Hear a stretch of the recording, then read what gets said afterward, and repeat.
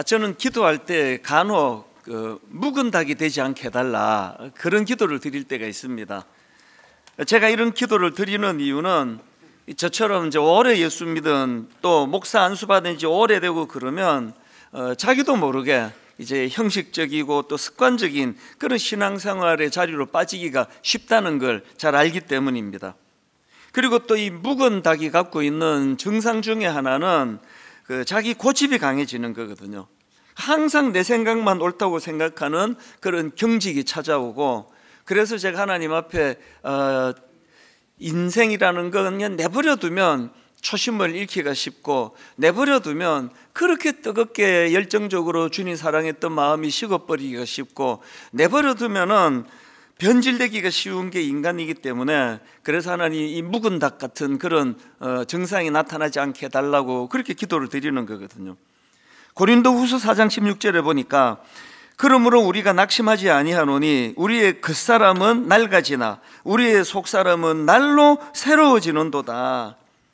사실 그 교회에 우리 어른들을 이렇게 뵈면은 참 어떻게 이렇게 연세가 저렇게 드신 권사님이 어떻게 저런 그 소녀와 같은 그런 순수하고 또 부드러운 그런 성품이나 모습을 보여주실 수 있나, 또 소년 같은 그런 또 연세가 좀 드신 어른들을 뵈면 존경이 저절로 가는 거거든요. 이게 그냥 생긴 게 아니고요. 고린도후서 4장 16절 다시 읽어드릴까요? 그러므로 우리가 낙심하지 아니하노니 우리의 겉사람은 낡아지나 우리의 속사람은 날로 새로워지는도다. 이 은혜를 계속 구하는 그런 분들에게서 이 묵은 닭이라고 하는 이런 굳어져 버리는 이런 일들이 잘 안 일어난다. 그래서 우리가 이제 이런 부분을 오늘 좀 살펴보기를 원합니다.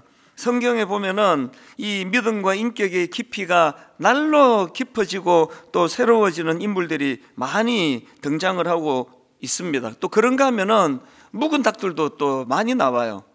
오늘 본문에는 이 묵은 닭이 막 대거 등장을 합니다. 자, 마가복음 7장 1절과 2절입니다. 바리새인들과 또 서기관 중 몇이 예루살렘에서 와서 예수께 모여들었다가 그의 제자 중 몇 사람이 부정한 손, 곧 씻지 아니한 손으로 떡 먹는 것을 보았더라. 이걸 본 바리새인들과 서기관들이 예수님께 항의성 질문을 던집니다. 5절입니다.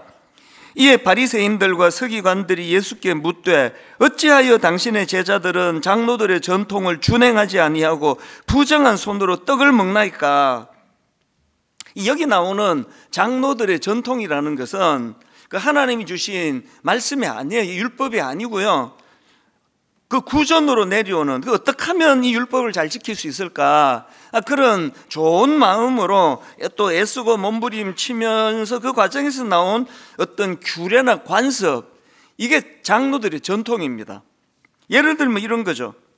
저는 어릴 때 굉장히 엄격한 그런 교단과 교회에서 자랐기 때문에 이 주일 성수도 막 굉장히 강조를 했습니다. 그래서 주일날 돈 쓰지 마라, 돈 쓰면 안 된다. 그래서 한 3, 40분 되는 교회를 걸어서 다녔고요. 그리고 또 주일날 공부하면 안 된다. 제 청소년 시기에 유일했던 참 교회가 준 혜택이었습니다. 잔소리 안 듣고 대놓고 쉴 수 있는 하루, 그게 저에게 주일이었거든요. 이거는요, 성경에서 하나님이 명하신 게 아니고 어떻게 해서든 주일을 더 잘 지키고자 하는 그 교단과 교회가 만든, 이게 바로 이제 장로의 전통이 이런 거라는 거거든요. 그래서 뭐 지금 생각하면은 이제 저녁 예배 같은 것도 돈 쓰면 안 되니까 이제 굶고 저녁 7시 예배를 들어가는데 그게 그렇게 힘들었거든요. 그 예배에 집중도 안 되고, 그리고 또 한 번씩은 또 옆에 집사님이 그 근처에 짜장면 먹고 오셔가지고 냄새 풀풀 풍기면 막 그분에 대한 증오심이 올라와가지고 뭐 이런 게 다 있나 싶고 이러니까, 사실은 이게 본질의 문제는 아닌데 막 여기에 굉장히, 그리고 또 주일날 공부한 친구들 믿음 없다고 막 정죄하고, 그럼 저는 어떻게 했느냐? 주일날 공부 안 하고 하루 종일 TV 보는 거죠. 뭐 웃으면 복이 와요, 또 수사반장, 뭐 이런 것들을 막 계속 보고 친구 만나러 가고 그러면서 나는 신앙생활을 잘하고 있다, 이런 생각을 했단 말이죠. 지금 이 바리새인들과 서기관들이 지금 이 장로들의 유전을 왜 예수님 보고 당신의 제자들은 왜 이 장로들의 유전을 지키지 않는 겁니까? 이게 이런 상황이에요. 오늘 본문에서 뿐만 아니고 이 시십이 늘 주님을 못살게 굴고 문제 제기하고 따지고 시비 걸고 막 이렇게 주님을 끊임없이 괴롭혔던 그들인데요, 예수님은 그런 시비가 걸어올 때마다 항상 이제 그 설명을 해드리고 친절하게 대하지만 그 마음이 굳어진 사람들, 이 경직된 사람의 특징은요, 남의 말을 듣지를 않아요. 주님이 상황을 잘 설명하면 어떻게 하면 저 예수를 죽일까, 이런 악한 생각을 가지고 있는 거. 그래서 이게 바로 이제 제가 하나님 앞에 기도하는 내용입니다. 아버지, 제가 생각이 경직이 되고 고집이 세지고 항상 내 생각만 옳은 것처럼, 그래서 이런 굳어진 묵은 닭 같은 그런 목사가 되지 않기를 원합니다. 이런 기도를 드리는 이유가 여기에 있는 거죠. 그래서 오늘 본문에도 보면은 이제 예수님께서 지금 그들이 뭐가 문제인지에 대해서 주님이 지적해 주시는 그런 내용이 나오는데요, 보니까 대략 이제 주님이 이런 부류의 사람들, 바리새인들과 서기관들, 생각이 굳어 있고 항상 자기 생각만 옳고, 이런 사람들에 대한 문제점을 한 3가지 정도로 지적을 해 주시는 걸 볼 수 있습니다. 그들이 가진 첫 번째 문제가 뭐냐, 그 신앙의 기준이 잘못됐다는 겁니다. 이 잘못된 신앙 기준. 예수님이 이렇게 말씀하십니다. 자, 본문 마가복음 7장 8절입니다. 너희가 하나님의 계명은 버리고 사람의 전통을 지키느니라. 또 9절, 또 이르시되 너희 전통을 지키려고 하나님의 계명을 잘 저버리는도다. 앞에서도 말씀드렸지만 이 장로들의 전통은 하나님이 주신 율법이 아니에요. 그러니까 제가 지금 주일날 저녁을 가서 짜장면을 사 먹고 예배를 드리느냐, 그냥 드리는 자보다 더 본질적인 건 예배를 잘 드리는 거거든요. 마음이 거기에 집중하는, 이게 중요한 거거든요.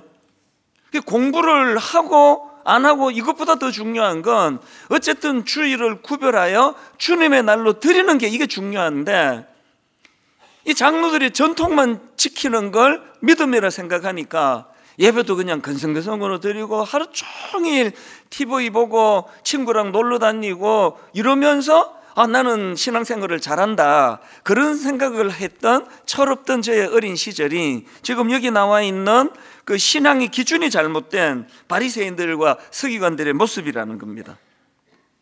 그런가 하면 이들이 가진 두 번째 문제점이 뭐냐 하면은, 이렇게 인간이 만든 전통을 지키려고 하나님의 말씀에 집중하지 않는 이런 사람들이 필연적으로 가지게 되는 문제점인데요, 그로 인해서 형식적인 신앙생활이 되는, 형식적인 신앙생활.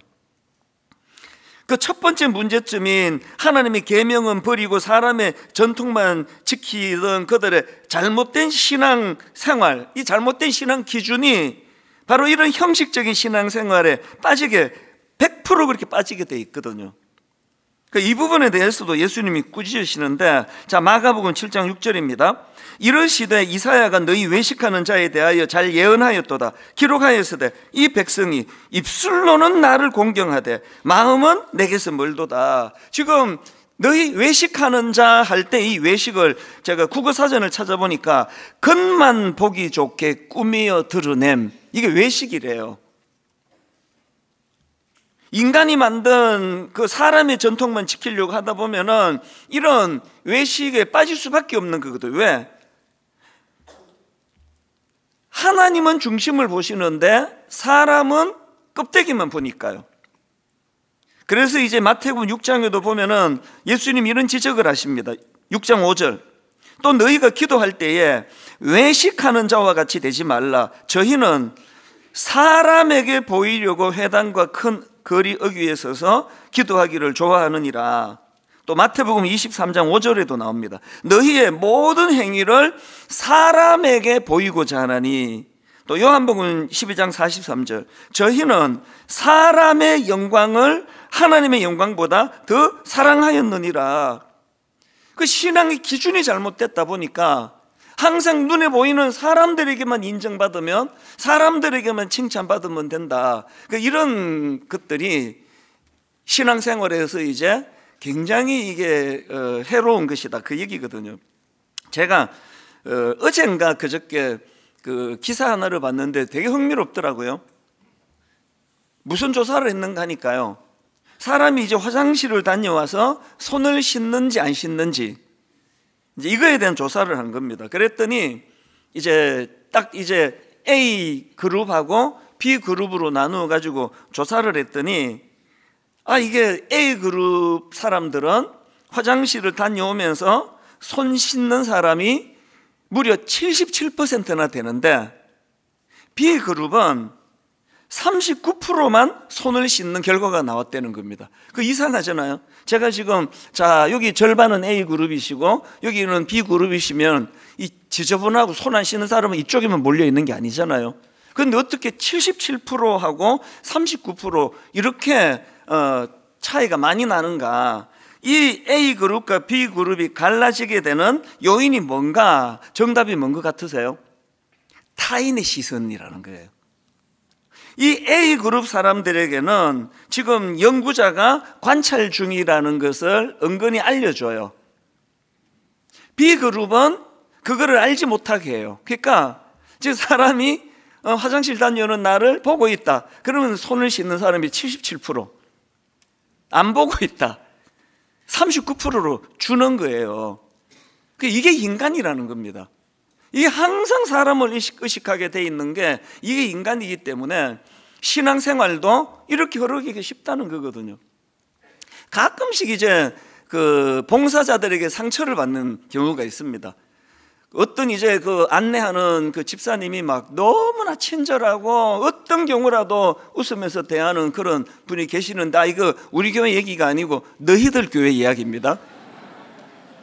그분이 막 모든 사람이 다 천사처럼 알고 있는데, 이분이 이제 이마트에서 하는 행동을 보고 어떤 성도가 시험에 빠지는 거예요.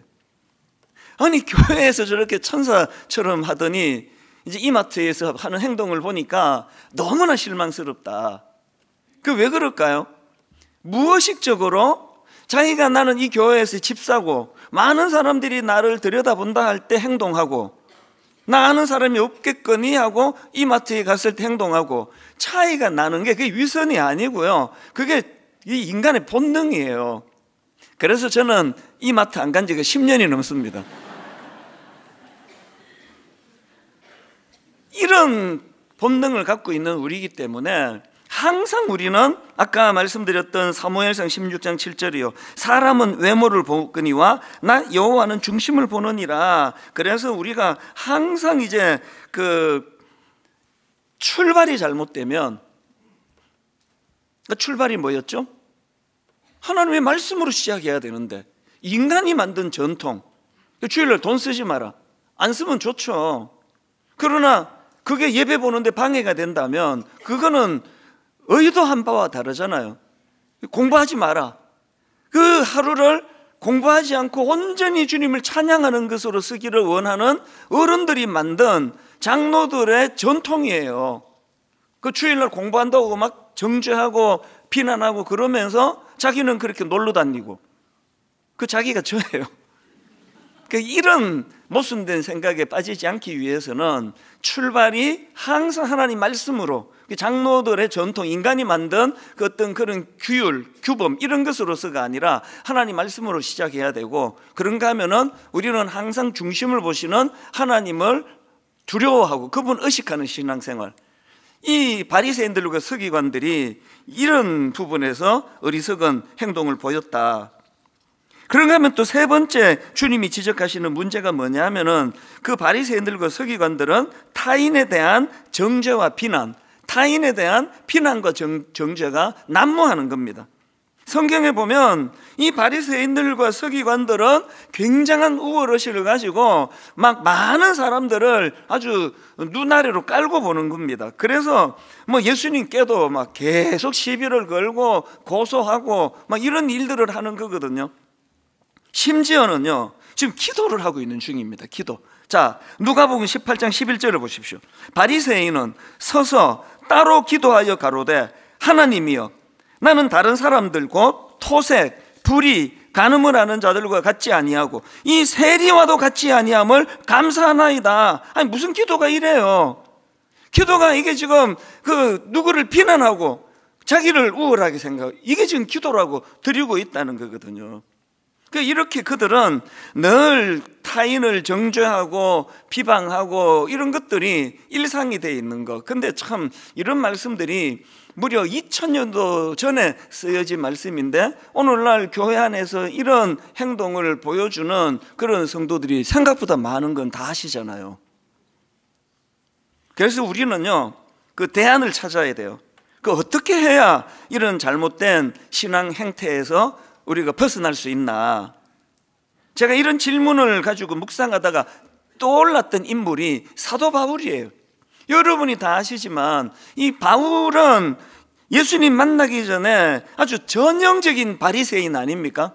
바리새인 중에서도 더 악한 바리새인 아닙니까? 자기 생각이 굉장히 강하고 자기가 생각하는 유대교 전통을 고수하기 위하여 막 사람에게 폭행을 휘두르고 사람을 막 죽이러 가고 이런 짓을 저질렀던 게 그게 바울이란 말이죠. 그런데 바울이 지금 예수님이 지적하는 그런 것들을 다 갖고 있었던 인물이었지만 완전히 새로운 사람으로 변화될 수 있었던 것은 다메섹 도상에서 그가 예수 그리스도를 만났기 때문입니다. 그래서 우리가 이 경직된 신앙생활을 벗어나려면 뭐 이것도 노력하고 저것도 노력하고가 아니라 예수님 만나야 돼요. 어떤 경우든지 간에 우리가 예수 그리스도를 인격적으로 만나고 그분의 영향력 아래 있어야지 아까 제가 기도하던 묵은 닭이 되지 않기를 원합니다. 그래서 여러분 나이가 들어갈수록 여기도 그런 어른들이 많이 계세요. 너무 아름다운 분들이 많이 계시거든요. 그거 참 좋잖아요. 우리가 하나님 내버려두면 변질되고 내버려두면 식어버리고 내버려두면 타락하는 이 세상의 원리를 쫓는 것이 아니라 시간이 갈수록 더 너무나 아름다운 또 부드러운 그런 신앙인으로 살아가기 원한다면 매 예배 때마다 오 하나님, 오늘도 십자가 지신 그 주님을 묵상하기 원합니다. 십자가 지신 그 주님이 내 삶에 말씀하여 주시기를 원합니다. 이게 바로 고린도후서 4장 16절. 그러므로 우리가 낙심하지 아니하노니 우리의 겉사람은 낡아지나 우리의 속사람은 날로 새로워지는도다. 이게 우연히 일어나는 게 아니에요. 매일매일의 우리 신앙생활의 중심이 늘 예수 그리스도, 그분의 목말라하는 또 그분의 인도를 받는 이런 신앙생활이 저와 여러분에게 일어나게 되기를 바랍니다. 이렇게 사도 바울처럼 우리 주님을 인격적으로 만나면 두 가지 변화가 일어납니다. 그래서 나는 지금 신앙생활을 제대로 하고 있나? 그럼 이 두 가지가 지금 일어나고 있는지 점검하시면 돼요. 사도 바울이 주님을 인격적으로 만나고 난 첫 번째 변화가 생각의 교정인데요, 주님의 말씀으로 인한 생각의 교정이에요. 내가 너무나 열심히 도를 닦고 노력을 해서 생각의 교정이 일어나는 건 불교고요. 우리는 예수 그리스도의 말씀으로 인한 생각의 교정이 일어나는 거. 자, 마가복음 7장 13절 14절을 보십시오. 주님이 말씀하십니다. 너희가 전한 전통으로 하나님의 말씀을 폐하며 또 이 같은 일을 많이 행하느니라 하시고, 그 다음 14절이 중요합니다. 무리를 다시 불러 이르시되 너희는 다 내 말을 듣고 깨달으라. 여러분, 이게 원래 13절까지 한 단락을 끊어야 되는데요, 제가 이걸 14절을 더 느린 거예요. 왜? 오늘 이 말씀의 마무리가 이렇게 되기를 원해요. 너희는 다 내 말을 듣고 깨달으라. 제 목회의 맨 마무리가 이런 말씀으로 끝나기 원해요. 이찬수 목사, 네가 부족했지만 그래도 너는 예수 그리스도의 말씀에 항상 그 말씀에 민감하고 그 말씀을 듣고 깨달으려고 애썼던 목사였다. 난 그런 평가를 좀 듣고 싶은 거거든요. 우리 인생의 마지막이 될 때 김 집사 혹은 박 권사 또 무슨 장로, 너 내가 보기에 너희는 다 내 말을 듣고 깨달으라, 이 말씀대로 살려고 애를 썼고, 이 말씀이 들려질 때 항상 너의 굳은 생각을 교정하려고 애쓴 거 내가 다 안다. 이런 직분자가 된다면 얼마나 좋겠습니까? 우리가 바리새인들과 서기관들과 같은 이런 어리석은 자리에 빠져서 묵은 닭 같은 인생이 되지 않기 위해서는 항상 우리는 인식해야 돼요. 내 생각은 언제든지 틀릴 수 있다. 이건 분명히 내가 봤습니다. 그건 내 두 눈 부릅뜨고 봤습니다 해도 잘못 볼 수 있는 게 인간이라는 걸, 그래야 그 자리에 주님의 말씀이 들어올 수가 있는 거거든요. 사도 바울이 다메섹 도상에서 예수님을 만났는데요, 이거 제대로 만났구나라고 하게 만드는 한 대목이 저한테 있습니다. 자, 바울이 주님을 만나는 과정을 보십시오. 사도행전 22장 7절 8절입니다. 내가 땅에 엎드러져 들으니 소리가 있어 이르되 사울아 사울아 내가 왜 나를 박해하느냐 하시거늘 내가 대답하되 주님 누구시니까? 이르시되 나는 네가 박해하는 나사렛 예수라 하시더라. 이렇게 주님이 그를 찾아주셨어요. 그래서 이 예수 그리스도께서 사도 바울을 만나 주시니까 바울에게 강력한 변화가 즉시 그 변화가 바로 그 다음 나오는 10절입니다. 바울이 이렇게 말합니다. 내가 이르되 주님 무엇을 하리이까? 이게 왜 강력한 변화라고요? 주님 만나기 전에 바울은 자기 생각이 항상 옳아요. 생각할 것도 없습니다. 뭘 물어요? 내 생각이 옳은데, 내가 늘 내 하던 대로 하면 되는데. 그렇게 살았던 바울이 예수 그리스도를 만나고 강력한 변화가 일어났는데, 주님 무엇을 하오리까? 질문이 나왔습니다. 교회 안에요, 주님을 만난 것 같은데 사실은 아닌 경우들이 종종 있습니다. 뭘 보고 아는지 아십니까? 질문이 없어요. 이렇게 말하는 거죠. 주님, 제가 이전에는 잘 몰라가지고 내가 주님을 참 아프시게 잘못 행동했다면 이제는 제가 저렇게 해서 주님께 꼭 내가 시원케 드리겠습니다. 자기가 결정하는 거거든요. 그게 주님을 더 힘들게 만드는 거예요. 질문해야 돼요. 무엇을 하오리이까? 주님 무엇을 하리이까? 스캇 솔즈 목사님이 쓴 세상이 기다리는 기독교라는 책이 있는데, 이 책에 보면은 참 이런 비아냥거리는 글이 나와요. 자, 내용을 한번 들어보십시오. 샌프란시스코의 저널리스트 허브 케언이 이런 말을 했다. 자, 무슨 말을 하는지 들어보세요. 거듭난 크리스찬들의 문제점은 두 번째 생에서는 더 큰 골칫거리가 된다는 점이다. 뭘 비아냥거리는지 아시겠죠?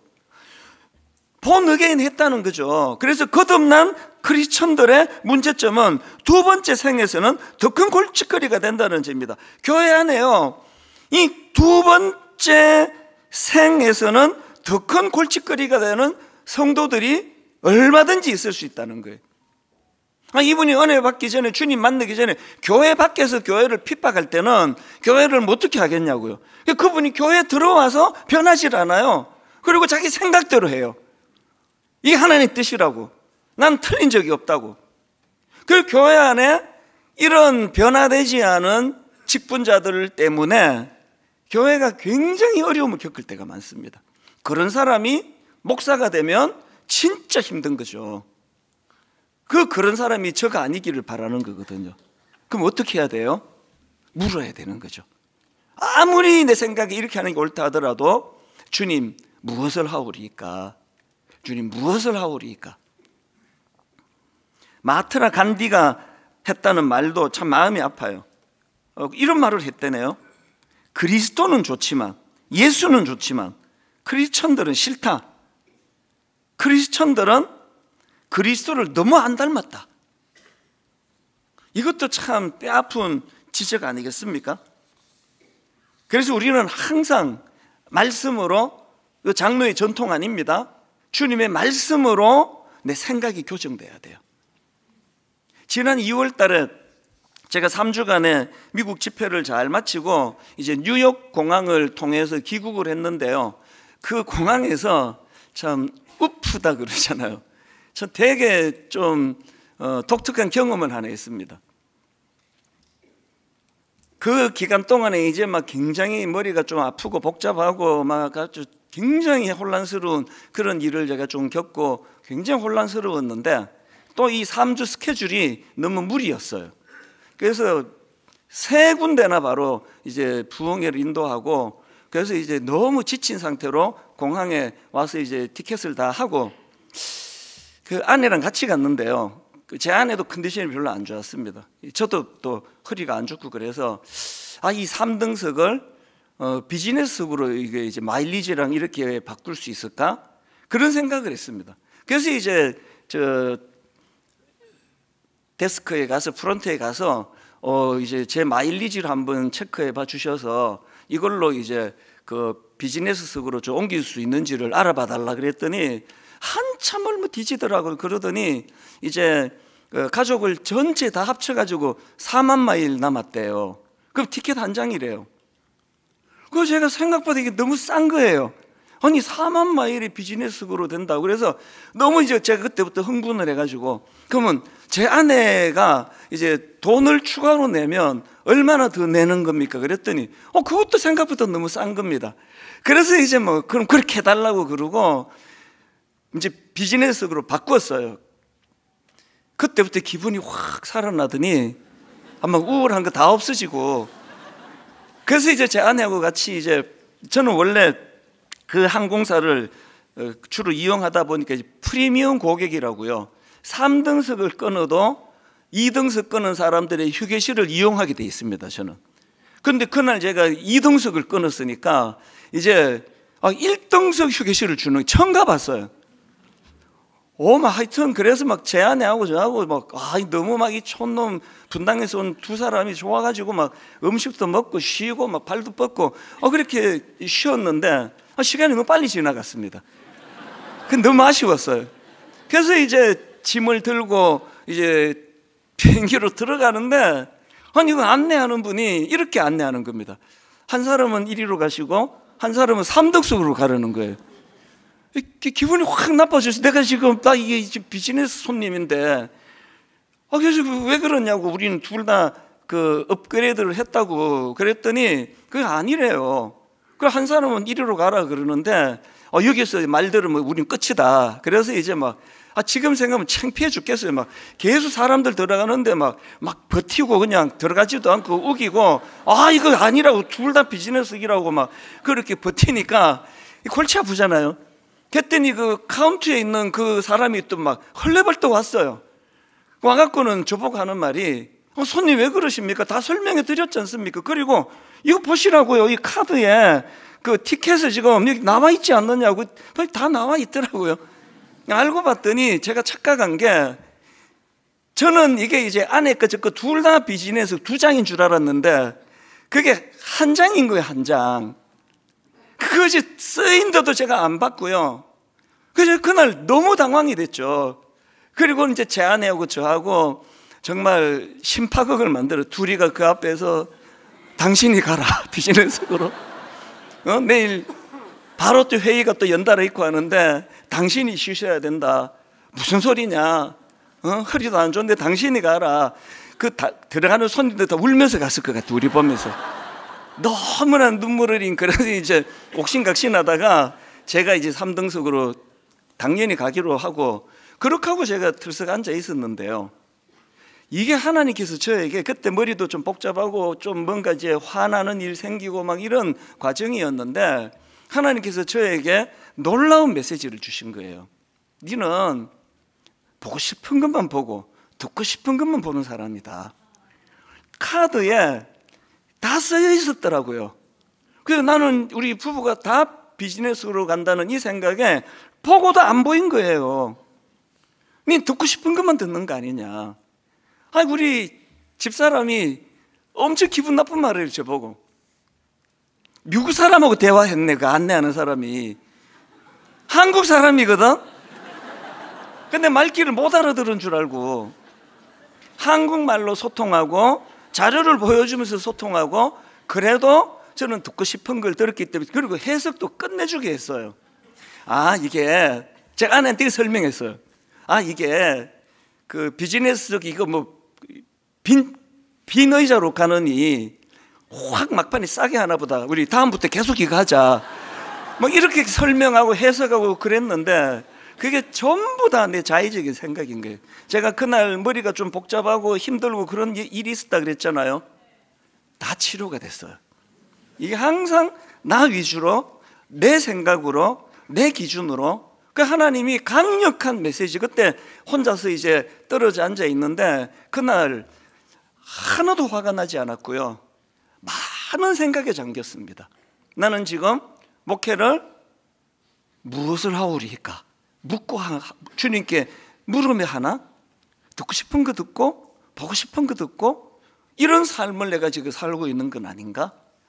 그것이 저에게 굉장한 교훈이 됐습니다. 오늘 여러분 항상 주님의 말씀이 들려지고 그 말씀이 경직된 우리 생각을 풀어주는 것이 성숙한 신앙인이라는 사실을 기억하시기를 바랍니다. 두 번째로요, 우리가 주님을 갈망하고 주님과 동행하는 삶을 살게 되면 두 번째 변화가 일어나는데요, 그 타인에 대하여 또 주변 사람들에 대하여 비판하고 정죄하기를 좋아하는 우리가 변화가 일어나요. 비판과 정죄가 아니라 사랑과 긍휼의 마음이 회복이 됩니다. 그 첫 번째 변화가 내 안의 생각의 변화라고 한다면 이 생각의 변화가 타인을 향한 태도를 바꾸어 준다는 사실입니다. 이걸 제가 마태복음 7장으로 한번 설명을 드려볼게요. 예수님이 그 비판하는 사람에 대하여 이런 지적을 하시는 내용이 나오거든요. 자, 마태복음 7장 1절 2절입니다. 비판을 받지 아니하려거든 비판하지 말라. 너희가 비판하는 그 비판으로 너희가 비판을 받을 것이요 너희가 헤아리는 그 헤아림으로 너희가 헤아림을 받을 것이라. 그러면서 3절 4절에서 이런 설명을 하세요. 어찌하여 형제의 눈 속에 있는 티는 보고 너의 눈 속에 있는 들보는 깨닫지 못하느냐. 보라, 너의 눈 속에 들보가 있는데 어찌하여 형제에게 말하기를 나로 너의 눈 속에 있는 티를 빼게 하라 하겠느냐. 그리고는 대안으로 5절을 주십니다. 5절을 보십시오. 외식하는 자여, 먼저 너의 눈 속에서 들보를 빼어라. 그 후에야 밝히 보고 형제의 눈 속에서 티를 빼리라. 우리는 보통 이거를요, 내 눈에 큼지막한 잘못이 있고 상대방에게 먼지같이 작은 게 있다고 이렇게 해석하는데 그것도 맞아요. 그러나 이게 더 중요한 건요, 내 눈 속에 들보가 있어서 사물을 왜곡해서 보게 된다는 거예요. 내 눈에 먼지 정도가 아니라 큰 들보가 들어있어서, 그래서 여러분들이 뭐 이 사람을 봐도 화가 나고 저 사람을 봐도 기분이 나쁘고 이 교회를 봐도 만족이 안 되고 저 교회를 가봐도 뭐 교회가 다 타락해가지고 똑같아 그러신다면 그게 여러분의 시선의 문제일지 모릅니다. 우리가 은혜를 받으면요, 그래서 말씀으로 주님 앞에 교정을 받으면 내 생각이 교정이 되는데 그 생각의 교정이 들보를 인식하게 돼요.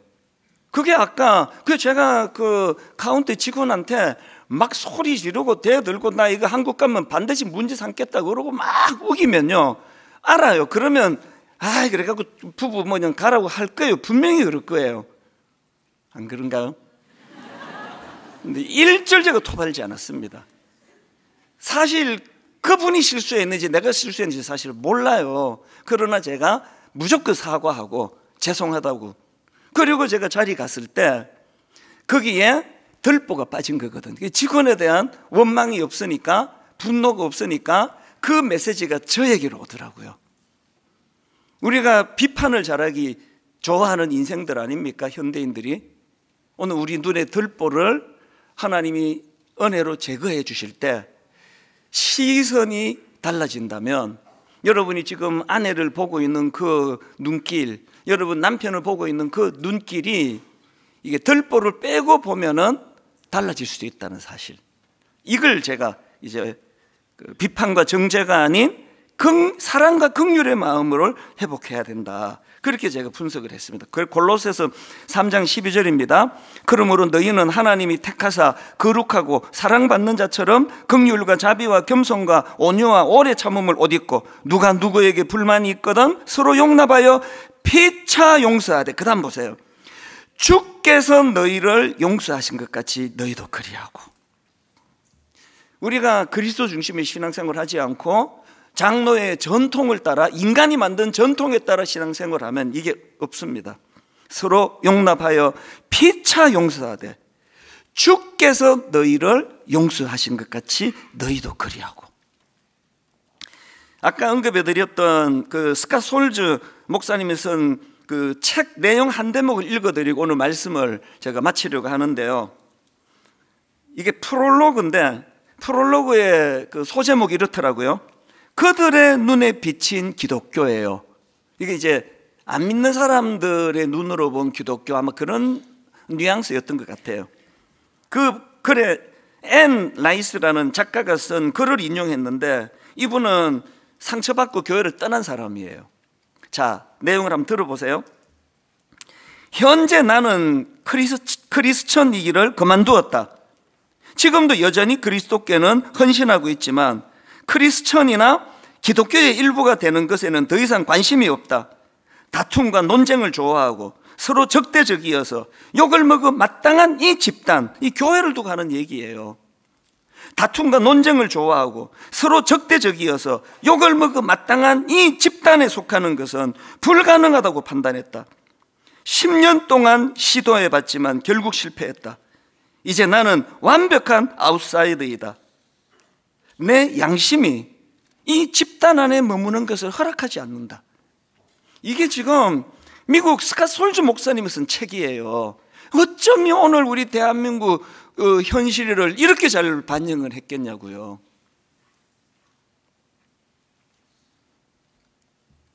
목사가 또 전도사가 물론 뭐 이단성이 있는 교회라고 하는데요, 가짜 뉴스를 만들어요. 그래서 그거를 보고 초신자가 상처를 받고 교회를 떠나요. 이게 현실이거든요. 나랑 생각이 다른 사람들에 대하여 생각이 다른 것도 중요하지만 세상 사람과는 다른 방식으로 표현하고 세상 사람과 다른 방식으로 용납하고, 이런 일이 일어나지 않는 한국 교회 안에서 상처를 엄청 받을 수밖에 없는 거거든요. 이 글 바로 다음에 나오는 소제목이 이랬습니다. 예수 안에 거하는 것, 이것이 출발점이다. 이런 초라한 공동체로 비난을 받는 현실 교회를 벗어나는 유일한 대안이 있다면 예수 안에 거하는 것, 이것이 출발점이다. 그래서 늘 어떤 그 장로들의 전통을 의지하는 신앙이 아니라 예수 그리스도, 그분을 붙잡는 신앙생활. 그래서 그분의 말씀으로 인해 생각의 교정이 일어나고, 그리고 비판과 정죄가 아니라 사랑과 긍휼과 용납의 마음으로 상대방을 수용하는 그런 공동체. 이제 분당 우리 교회가 그런 교회를 향하여 꿈꾸는 교회가 되기를 원합니다. 우리 오늘 말씀을 기억하시면서 이 찬양 좀 오랜만에 불러보는 찬양인데요. 내 구주 예수님, 주 같은 분은 없네.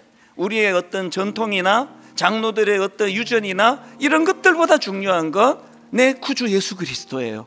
내 평생에 찬양하리 놀라운 그 주님의 사랑을 오늘 우리가 찬양할 때, 주님 내 영혼에, 내 내면에 그리스도의 사랑이 가득하기를 원합니다.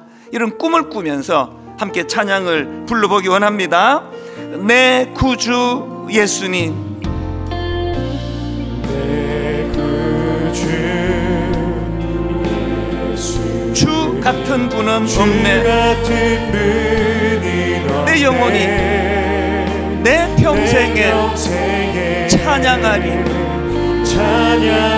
놀라운 주의 사랑을,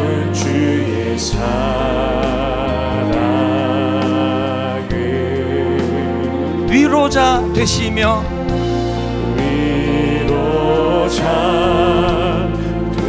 피난처 되신 주님, 되신 주님 선포합니다. 나의 영혼 온 맘 다해 주를 경배합니다. 주를 경배합니다. 온 땅이여 주님께 외쳐라. 교회에서 주님 한 분만을 소리쳐 찬양합니다. 능력과 위엄의 왕 되신 주, 산과 바다 소리쳐 주의 이름을 높이리.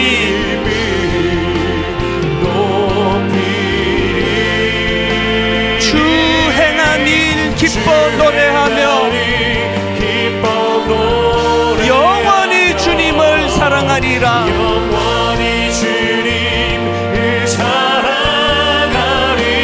신실하신 주의 약속 나 받았네.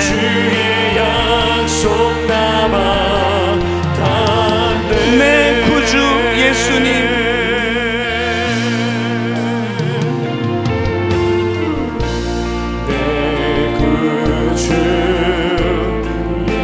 주 같은 분은 없네. 내 평생에 찬양하리. 무엇을 찬양합니까? 놀라운 주의 사랑을. 나그네 인생길 아프고 상처받고 눈물 흘릴 때 위로자 되시며 피난처 되신 주님, 내 영혼이 주님을 찬양합니다. 나의 영혼 온 맘 다해 주를 경배합니다. 주님 한 분 높임 받기를 원합니다. 온 땅이여 주님께 외쳐라. 어떤 주님이십니까? 능력과 위엄의 왕 되신 주, 산과 바다 소리쳐 주의 이름을 높이리.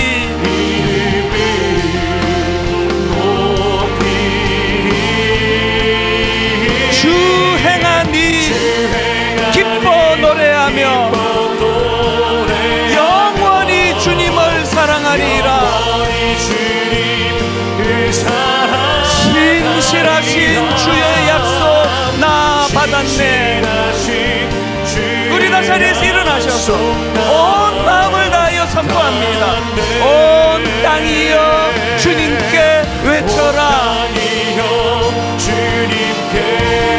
무엇을 외칩니까?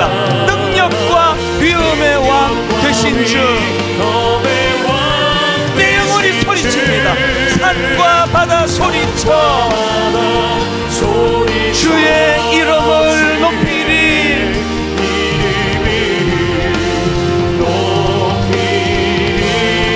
주 행한 일 기뻐 노래하며 영원히 주님을 사랑하리라.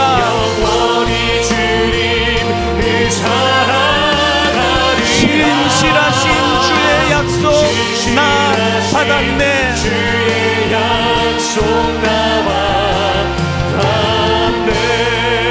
오늘은 제가 여러분을 위하여 축복하며 기도하기 원합니다. 살아계신 하나님 아버지, 우리 모두가 한 주 동안 이렇게 저렇게 부대끼고 또 치이고 아픔을 경험하며 그런 한 주를 보내고 이 자리에 모였습니다. 하나님, 우리가 예수 그리스도 그분에게 집중하는 예배가 드려지기를 원합니다. 장로의 전통으로는 내 아픔이 치료되지 않습니다. 인간이 만든 전통으로는 형식적인 신앙생활밖에 할 수가 없는데, 오 하나님, 베드로를 변화시켜 주신 주님, 사도 바울을 변화시켜 주신 주님, 수많은 상한 자들을 치료해 주신 그 주님께서 내 신앙생활의 주인이 되어 주시기를 원합니다. 오늘 내가 그 주님을 찬양하기 원합니다. 설교자, 목사도 뒤로 물러서고 사회자도 대표기도 앉아도 찬양도 찬양대도 다 뒤로 물러서고 오직 예수 그리스도 그분 한 분이 높임을 받는 예배가 되게 하여 주시고 그분 한 분이 주시는 아름다운 은혜로 치유가 일어나도록 도와주시고, 매 예배 때마다 내 영혼이 소리쳐 주님을 찬양할 때 아버지 굳어진 내 생각이 변화가 일어나고, 그저 우리는 남을 정죄하고 비판하고 나랑 생각이 다르면 다 그것을 쳐내는 연약한 인생인데, 주님의 은혜가 내 영혼에 스며들 때 주님이 나를 용서해 주셨던 것처럼 나도 그 누군가에게 은혜의 용서의 손길을 내밀 수 있는 그런 실제적인 변화가 우리 주님 안에서 일어나도록 함께하여 주시옵소서. 이번 한 주간 예배의 이 능력이 한 주를 견뎌내고 버텨내는 아름다운 재료가 되도록 도와주시고, 회복과 치유가 일어나는 한 주가 되게 하여 주시옵소서.